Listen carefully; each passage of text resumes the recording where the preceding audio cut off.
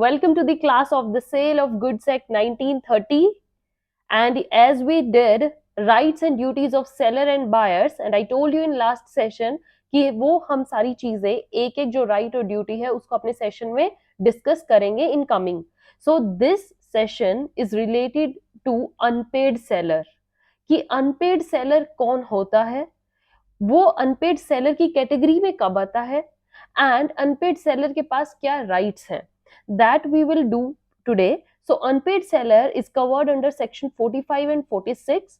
जो बच्चे आपके राइट्स होंगे I will tell you today in this session, but उन राइट्स को हम इन डिटेल डिस्कस करेंगे नेक्स्ट सेशन ताकि आप कंफ्यूज ना हो जाए. So who is unpaid seller, अगर आपको पेपर में क्वेश्चन आ जाता है, देखिए ज्यादातर जस्ट अनपेड सेलर आपका शॉर्ट में आता है, लेकिन अगर अनपेड सेलर के साथ ये आ जाए discuss it's rights in detail तो आपका लॉन्ग क्वेश्चन बनता है 16 मार्क्स का. तो अभी जस्ट हम अनपेड सेलर की बात करेंगे, आपको कंसेप्ट समझ में आना चाहिए. डेफिनेशन ऑफ अनपेड सेलर क्या होती है, that is given in definition, आपको गिवन है सेक्शन 45 में. सो ये क्या कहता है कि एक अनपेड सेलर वो पर्सन होता है to whom whole of the price has not been paid or tendered. ऐसा पर्सन जिसको, ऐसा सेलर जिसको पूरा का पूरा प्राइस अभी तक नहीं मिला है. Okay, whole of the price has not been paid or tendered. जो भी सामान उसने बायर को दिया है इन रिटर्न और बायर ने अभी उसको प्राइस पे नहीं किया है, that is your purchase money. Means purchase money buyer ने नहीं दी है, तो इसका मतलब अभी वो अनपेड ही है, उसके पास कहाँ है पैसा. And a seller partially unpaid stands at par with one fully unpaid.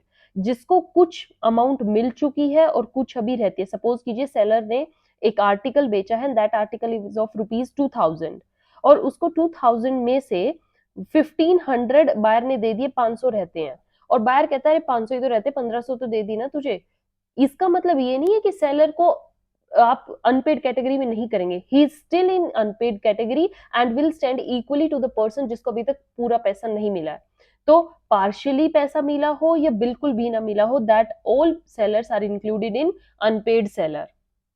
Okay, if the price was paid through bill of exchange, अगर किसी बायर ने बिल ऑफ एक्सचेंज के थ्रू पैसा दिया है या फिर नेगोशिएबल इंस्ट्रूमेंट से अपना पैसा दिया है सेलर को, and such instrument has been received as a conditional payment. मतलब आपको जब मैं नेगोशिएबल इंस्ट्रूमेंट करवाऊंगी ना बच्चे, नेगोशिएबल इंस्ट्रूमेंट ये भी बहुत इंपॉर्टेंट एक्ट होने वाला है और इसको सेशन मिस नहीं करने हैं, अच्छे से समझना है कि क्या होते हैं नेगोशिएबल इंस्ट्रूमेंट्स, क्योंकि ये एक इंटरेस्टिंग प्लस डीप नॉलेज वाला फैक्ट है.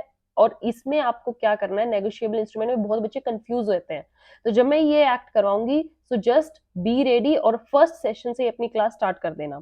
अभी क्या बात करें कि नेगोशिएबल इंस्ट्रूमेंट्स में जब बिल ऑफ एक्सचेंज के थ्रू या अदर इंस्ट्रूमेंट्स के थ्रू पेमेंट की जाती है बच्चे, तो उन इंस्ट्रूमेंट्स में कई बार जो पर्सन गिवर होता है उन इंस्ट्रूमेंट्स को, वो कुछ कंडीशन लगा देता है कि इस कंडीशन के फुलफिल होने के बाद ही माना जाएगा कि ये प्राइस अब सेलर ले लेगा. तो बाय चांस कोई कंडीशनल पेमेंट के थ्रू वो इंस्ट्रूमेंट सेलर को दिए गए हैं एंड वो कंडीशन फुलफिल नहीं हुई, इसका मतलब तो सेलर चाहे उन इंस्ट्रूमेंट्स को कितने साल रखे रहे, जब अगर वो किसी कंडीशन पे बेस्ड है और वो कंडीशन फुलफिल नहीं है तो इंस्ट्रूमेंट्स को तो वो मनी में कन्वर्ट नहीं कर सकता ना जब तक वो कंडीशन फुलफिल ना हो. So it is also to be called as unpaid seller.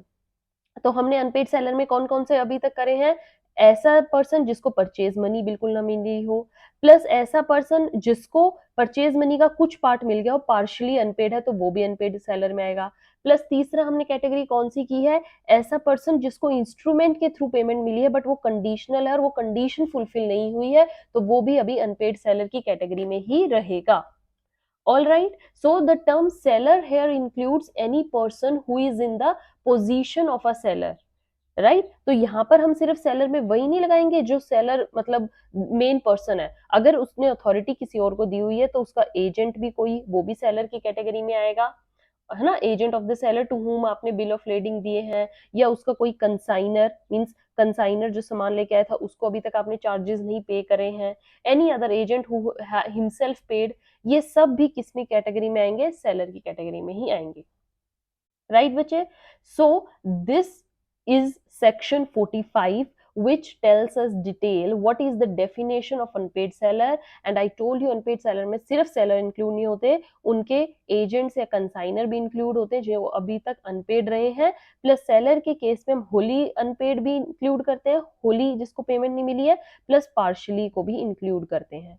And next is instruments जिनको कंडीशन के थ्रू मिले और वो कंडीशन फुलफिल ना हुई हो. ठीक है, अब बच्चे हम एक केस समझेंगे और उस केस से आप समझिएगा कि अनपेड सेलर किस तरीके से ट्रीट किया जाता है. Okay, one of the famous case was J L Lyons company versus May and Baker. इस केस में क्या था, A sold certain goods to B. ठीक है, ए यहाँ पर पर्सन है, उसने कुछ आर्टिकल्स, सपोज कीजिए ये आर्टिकल्स थे, और इनको किसको बेच दिया है, बी को. एंड बी ने क्या किया है, रीसोल्ड देम टू सी. उसने किसको बेच दिया अब यही आर्टिकल्स, सी को. अब क्या है, द गुड्स जो फाउंड किए गए मिले वो डिफेक्टिव थे. एंड ए एग्री कर जाता है कि I am ready to take them back and will refund you the price. ठीक है, सी को जब उसने दिए, सी ने कहा ये तो सारी डिफेक्टिव है, बी के पास इंफॉर्मेशन पहुंची, बी ने ए को बोल दिया कि आपका सामान तो डिफेक्टिव निकला है. ए कहते हैं कि आप मुझे गुड्स दे दीजिए, मैं आपको पैसे दे दूंगा. ठीक है, I will refund you. Now B gave a cheque to C in refund of price. इधर से तो ए ने बोल दिया और इधर से बी ने सी को चेक दे दिया कि ये लीजिए, आपने रिफंड आप रखिए क्योंकि मेरे को तो ए से मिल जाएंगे. सो दिस चेक क्या हुआ, दिस वाज डिसऑनर. ये चेक डिसऑनर हो गया and therefore C sought to retain the goods till their price was refunded. तो सी ने जब चेक अपना बैंक में वो करवाने गया इसको एनकैश, तो चेक हुआ डिसऑनर.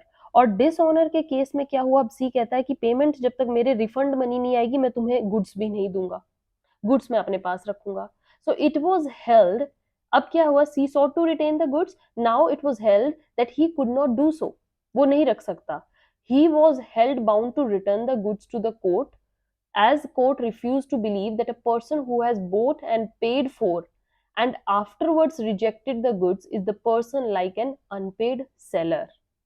Right? इसमें क्या बोला जाता है कि ऐसा पर्सन जिसने कहीं से सामान लिया है, बोट, एंड उसने उसका सामान पैसे भी दिए, मतलब बी ने इसे खरीदा था और बी ने ए को पैसे भी दिए थे, एंड आफ्टरवर्ड्स अगर वो रिजेक्ट करता है गुड्स को, ये पर्सन क्या माना जाएगा, अनपेड सेलर माना जाएगा, और सी उन गुड्स को अपने पास नहीं रख सकता, उसको बी को रिटर्न करने पड़ेंगे. समझ में आया बच्चे case.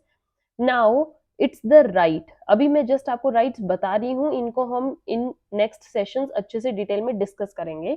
Rights of unpaired seller आपके सेक्शन 46 में गिवन है राइट्स. ओके, तो राइट्स आपके कौन कौन से हैं, ध्यान से देखिएगा. फर्स्ट राइट अनपेड सेलर का रहता है align in the goods for the price while he is in the possession of them. अगर गुड्स सेलर के पोजेशन में है और वो अभी तक अनपेड है, उसको अभी तक पैसा नहीं मिला है, तो वो अपना राइट टू लाइन एक्सरसाइज करेगा. राइट टू लाइन मैं आपको अच्छे से बताऊंगी, अभी शॉर्ट के लिए समझिए कि वो उन गुड्स को एज अ ओनर ही ट्रीट करके अपने पास रखेगा. नेक्स्ट राइट क्या होगा, a right of stopping the goods in the transit when buyer becomes insolvent. ये मैंने कल भी आपको बताया था कि अगर गुड्स ट्रांजिट में है, ओके, मींस ट्रांसफर स्टेट में आ चुका है, डिलीवरेबल स्टेट में है, और बायर अगर इंसॉल्वेंट हो जाता है, पैसा नहीं दे पाने की कंडीशन हो जाती है उसकी, क्योंकि वो पैसा नहीं दे पाएगा, तो सेलर का राइट बनता है कि वो ट्रांजिट को स्टॉप कर सकता है, right to stop it. Okay, कि सामान को वहीं रोक दिया जाए, मेरा सामान मेरे को वापस मिले. And the third right is a right of resale of goods. ठीक है, ये एक मेन और राइट है, right of resale.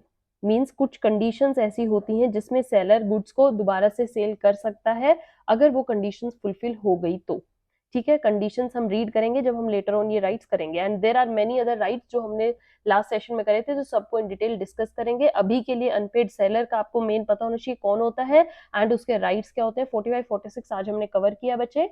And in next session we will start with section 47 जिसमें हम सबसे first right to lien discuss करेंगे. Till then, keep reading, keep watching, and stay tuned for the next session. Have a good day. Thank you.